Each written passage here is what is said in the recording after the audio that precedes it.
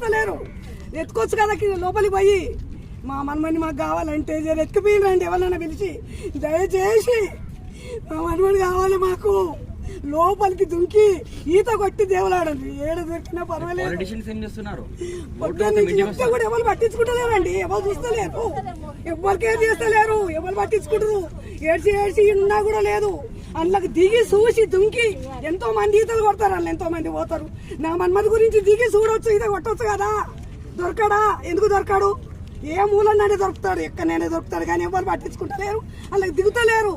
సచ్చినోడు అలానే ఉండాలి, బతినోడు అలానే ఉండాలి, అందరు ఉండాలా. ఎత్తికి చూసి అందులోకి దిగి ఈత కొట్టి చూసి వాళ్ళని జర దయచేసి పంపిరండి, జరా పంపింది.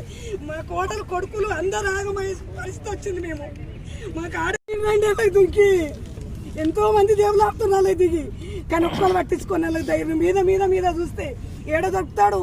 నిన్న రాత్రి నుంచి ఇంతవరకు జాడలేదు. ఎవరు ధైర్యం చేస్తలేరు, ఎవరు చెప్తలేరు. మేము దిక్కులేని వాళ్ళం అవుతామండి. వాడే మాకు ఇంటికి ఎట్లండి, మీరు అందరు దయచేసి చెప్పండి.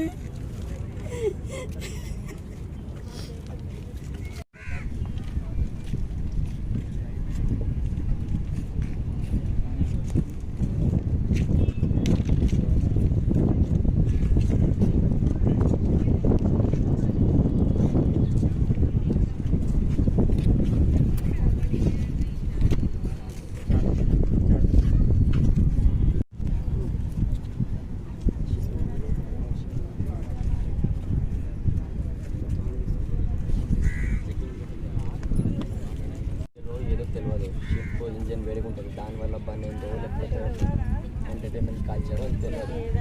సరే తీసుకెళ్ళారు, చెకింగ్ లేదు, రాకెట్ తీసుకెళ్ళారు, ఏమైనా బాంబు తీసుకెళ్తారు, మొత్తం లాస్ అవుతుంది, మొత్తం పేలుతుంది.